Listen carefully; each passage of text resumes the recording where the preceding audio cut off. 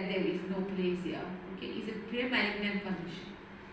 Occurs mainly in epithelial. These plastic cells show a degree of pleomorphism. Remember, we have learned pleomorphism. What does that mean? Pleomorphism? Increase in different size, showing character in different sizes and different size and shape. We learn hyperchromasia, dark chromatic, increase in malignancy.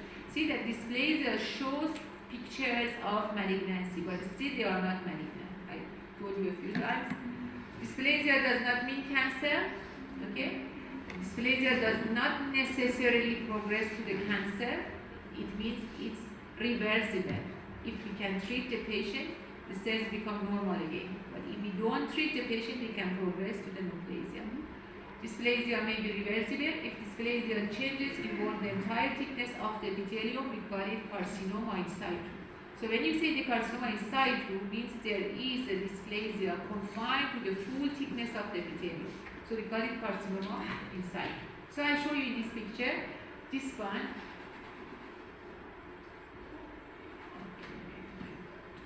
This epithelium is a squamous epithelium.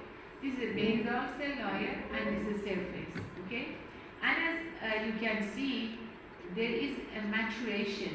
When the cells come into the surface, the nuclei become small, the cytoplasm become abundant, and there is a maturation.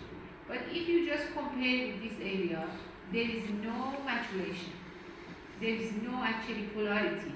Some of the cells by this way, another one this way, they don't have the polar arrangement.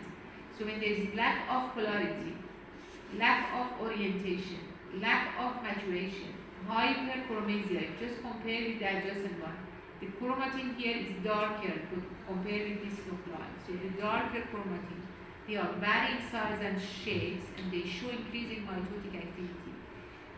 If they there's a full thickness dysplasia, the full thickness of this epithelium become dysplastic, we call it carcinoma in situ.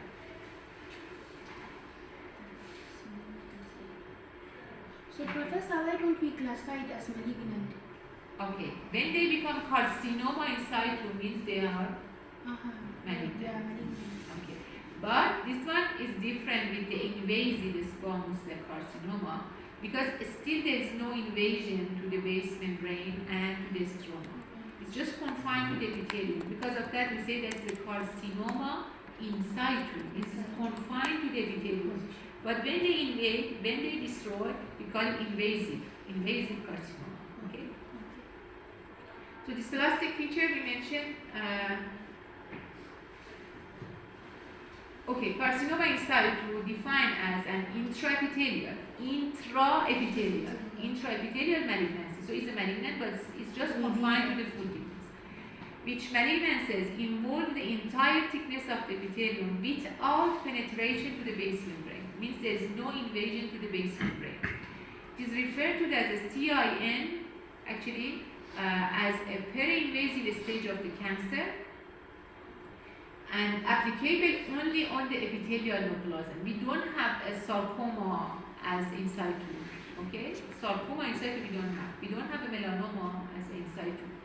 Okay, so this is a picture of carcinoma in situ. As you can see here, we have a base membrane here, and this is underlying stroma. The epithelium is here, and there is a full thickness dysplastic changes. So since there is a full thickness dysplastic changes, we can call it carcinoma in situ. When they invade, they come down, we call it invasive squamous cell carcinoma. So this one is an intraepithelial malignant one, that one is invasive.